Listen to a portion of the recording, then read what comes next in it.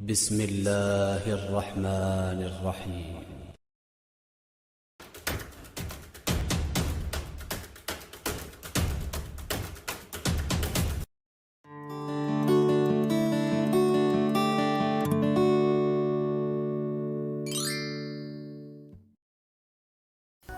Assalamualaikum warahmatullahi wabarakatuh. Demonstrasi kontekstual modul 2.1 RPP berdiferensiasi oleh Muhajir SPDI CGP Angkatan 10 Konawe Selatan. Alhamdulillah kita masuk dalam modul 2.1 yaitu pembelajaran diferensiasi. Kemudian apa sih pembelajaran diferensiasi? Pembelajaran diferensiasi adalah usaha untuk menyesuaikan proses pembelajaran di kelas untuk memenuhi kebutuhan belajar individu setiap siswa. Pembelajaran diferensiasi adalah dalam pembelajaran diferensiasi yaitu kita mengenal keragaman kelas. Pertama adalah kesiapan belajar siswa, kemudian minat belajar siswa, kemudian profil belajar siswa. Kemudian dalam pembelajaran berdiferensiasi kita harus mempunyai strategi, yaitu yang pertama adalah pembelajaran diferensiasi konten, yang kedua pembelajaran diferensiasi proses, kemudian yang ketiga adalah pembelajaran berdiferensiasi produk. Dalam penerapan pembelajaran diferensiasi yaitu langkah awal yaitu kita harus melihat kesiapan belajar. Selanjutnya melakukan asesmen atau tes diagnostik terkait kebutuhan belajar murid berdasarkan kesiapan belajar siswa. Kemudian menganalisa dan menentukan strategi diferensiasi berdasarkan kebutuhan belajar siswa. Pemetaan kebutuhan belajar berdasarkan gaya belajar.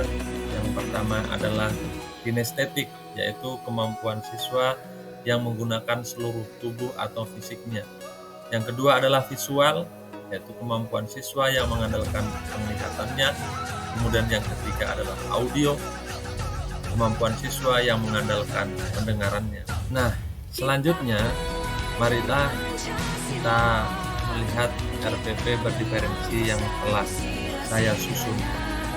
Nah, selanjutnya marilah kita melihat baik dalam RPP yang berdiferensi yang terus tentunya kami menggabungkan sekolah SMP Negeri 1 Selatan, kemudian mata pelajaran pendidikan agama Islam dan budi pekerti, kemudian kelas dan semester yang kelas 7 semester 1, kemudian alokasi waktu 2 kali 40 menit.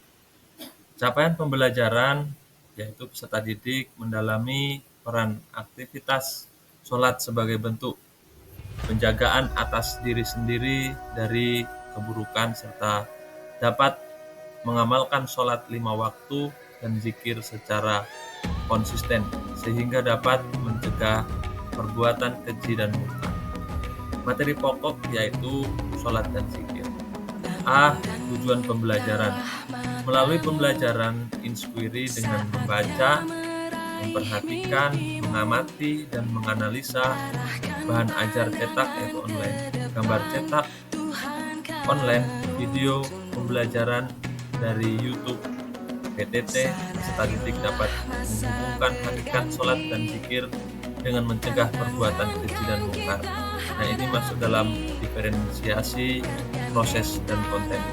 Kemudian yang kedua melalui teknik pembelajaran teknik everyone is teacher, yaitu peserta didik dapat menulis contoh perilaku ketakwaan sebagai pemaknaan sholat dan zikir dalam mencegah perbuatan keji dan munkar di lingkungan sosial.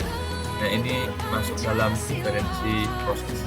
Yang ketiga, melalui kegiatan praktik siswa dapat mempraktikkan sholat dan zikir, dan pembelajaran berbasis produk.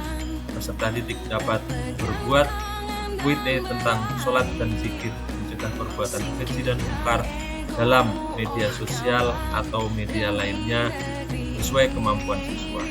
Ini masuk dalam diferensiasi praktik dan produk. Melalui kegiatan pembiasaan sehari-hari di sekolah, siswa dapat menerapkan sifat beriman, takwa kepada Tuhan Yang Maha Esa, dan berakhlak mulia. Yang keempat, masuk dalam profil pelajar Pancasila. Baik, selanjutnya yaitu materi bahan ajar yaitu terlampir. Kemudian C, metode dan model pembelajaran. Metode yang saya gunakan yang pertama adalah penemuan, yang kedua adalah everyone is teacher, kemudian model, praktik, dan produk. D, media pembelajaran, tentunya HP atau Android, laptop, video, perangkat sholat dan zikir, gambar-gambar yang mendukung pembelajaran, internet, wifi, kertas folio, dan alat tulis. Kemudian selanjutnya E adalah sumber belajar yang saya gunakan adalah buku paket Mendikbud kelas 7 tahun 2001, bahan belajar online, gambar cetak online, video pembelajaran dari YouTube, PTT tentang sholat dan zikir, mencegah perbuatan keji dan mungkar. Baik, langkah selanjutnya yaitu F, langkah-langkah pembelajaran. Nah, kegiatannya tentunya adalah pendahuluan. Kemudian deskripsi kegiatan, yang pertama guru memberi salam, menyapa siswa, dan meminta salah satu siswa untuk berdoa, termasuk dalam beriman dan bertakwa dan kesadaran diri. Guru mengecek kehadiran siswa. Yang B, guru memantau kondisi kelas, kebersihan kelas, kerapihan, latihan berpakaian, sikap gotong royong, masuk dalam profil Pancasila itu gotong royong dan mandiri. Guru meminta siswa menyampaikan perasaan mereka saat itu melalui emoticon untuk mengetahui situasi kesiapan belajar siswa pada saat proses pembelajaran. D, guru meminta kesepakatan kelas dari siswa. Kemudian yang E, guru menyampaikan tujuan dan manfaat pembelajaran dalam kehidupan. Kemudian F, guru mengaitkan materi sebelumnya dengan materi yang akan dipelajari. Kemudian yang G, guru melakukan asesmen awal, yaitu kesiapan belajar. Nah, selanjutnya adalah kegiatan inti. Yang pertama, siswa melakukan kegiatan membaca, memperhatikan, mengamati, dan menganalisa bahan ajar, cetak online, gambar cetak online, ataupun video dan dari YouTube atau PTT tentang hakikat sholat dan zikir dengan pencegahan perbuatan keji dan mungkar, termasuk dalam diferensi proses dan konten. Yang B, yaitu bisa belajar melalui link atau video yang kami siapkan, kemudian melihat gambar yang telah kami siapkan. Nah, C, yaitu tahap sesi diskusi. Siswa melaksanakan diskusi kelompok sesuai kesiapan belajar siswa, terdiri kelompok tinggi, kelompok sedang, kelompok rendah, tentang sujud syukur, dan sahwi dan tilawah. Guru memantau seluruh kelompok, kemudian mendampingi kelompok rendah secara penuh dan mendampingi kelompok sedang hanya sebagai waktu, yaitu soft loading. Kelompok tinggi hanya diberikan pengarahan awal secara umum bersama dengan kelompok lainnya berdiferensi proses. Pada saat diskusi, guru melakukan pengamatan, melakukan penilaian sikap. Kemudian selanjutnya kegiatan yaitu C, tahap presentasi hasil diskusi. Siswa mempresentasikan hasil diskusi kelompok yang lain memberikan tanggapan. Siswa diberikan kesempatan untuk bertanya hal-hal yang belum dipahami dalam pembelajaran. Yang D, siswa diarahkan guru membuat kesimpulan materi yang telah dipelajari dan dari hasil diskusi kelompok. Selanjutnya yaitu tahap penutup, yaitu yang pertama siswa diminta melakukan refleksi terhadap proses pembelajaran terkait dengan penguasaan materi, pendekatan dan model pembelajaran yang digunakan, dan perasaan siswa saat belajar. B, siswa menerima penugasan kegiatan praktik sholat dan zikir, mencegah perbuatan keji dan mungkar, dan berbuat quiz tentang sholat dan zikir, mencegah perbuatan keji dan mungkar, dalam media sosial atau media lainnya sesuai kemampuan siswa, yaitu dalam masuk diferensi produk. Peserta didik diberi kesempatan tentang nilai dan moral bahwa manusia adalah makhluk yang lemah, maka layaknya untuk selalu bersujud kepada Allah Subhanahu wa taala dan mengingatkan siswa untuk selalu bersikap beriman, bertakwa kepada Tuhan Yang Maha Esa, berkebinekaan global, gotong royong, kreatif, kenalan kritis, dan mandiri, yaitu dalam profil pelajar Pancasila. Guru menutup pembelajaran dengan doa dan memberikan salam. Kemudian G, yaitu penilaian.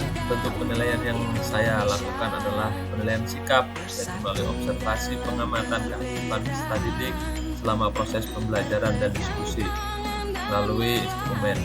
Yang kedua, penilaian pengetahuan soal ulangan, yaitu melalui online ataupun Google Form. Soal pengetahuan yaitu tes online, uraian. Selanjutnya adalah penilaian keterampilan, siswa mempraktikkan sholat dan zikir dan membuat quiz tentang sholat dan zikir, mencegah perbuatan keji dan mungkar dalam media sosial ataupun media lainnya sesuai kemampuan siswa, yaitu masuk dalam diferensi produk dan rubrik. Kemudian teknik penilaian, observasi lembar pengamatan aktivitas peserta didik, kemudian tes tertulis yaitu soal uraian, kemudian uji kerja, laporan tugas, praktik, dan produk. Kemudian dalam lampiran-lampiran penilaian yaitu sikap dan sebagainya, ya, kita bisa saya lampirkan melalui lampiran-lampiran dalam penilaian.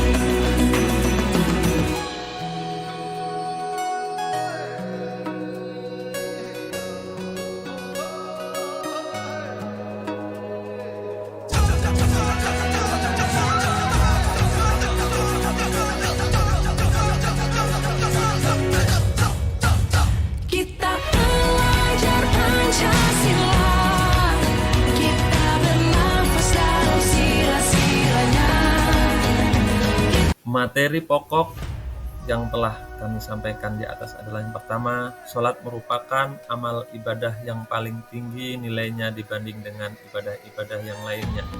Kedua, sholat merupakan tiang agama, meninggalkan berarti merupakan bangunan keberagamaan.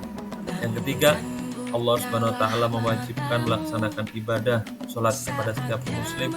Selain untuk meningkatkan ketakwaan, juga dapat menghindari diri dari perbuatan keji dan mungkar. Yang keempat, zikir merupakan elemen yang penting dalam beribadah kepada Allah Subhanahu wa taala. Apabila kita tidak melaksanakan sholat, maka kita akan berdosa. Jika kita tidak menjalankan sholat, pasti kita tidak melaksanakan zikir, karena keduanya sangat erat hubungannya. Yang kelima, sholat dan zikir memiliki hikmah sebagai berikut. Yang pertama, menguatkan akidah. Yang kedua, menguatkan hubungan dengan Allah Subhanahu wa taala. Kemudian memperoleh kedamaian hati dan jiwa, memperoleh ketenangan jiwa, menjauhkan diri dari kelalaian, melatih berdisiplin, membiasakan hal yang bermanfaat, dan mewujudkan akhlak yang mulia. Kemudian yang keenam, beberapa upaya agar istiqomah dalam sholat dan zikir sebagai berikut, yaitu menyadari bahwa sholat dan zikir untuk mendekatkan diri kepada Allah Subhanahu wa taala, memahami manfaat sholat dalam kehidupan. Kita akan kembali ke akhirat nanti, yaitu dengan niat yang buruk. Melakukan sholat berjamaah, berteman dengan orang yang melaksanakan sholat dan zikir. Demikian, terima kasih. Salam guru penggerak, tergerak, bergerak, dan menggerakkan. Wassalamualaikum warahmatullahi wabarakatuh.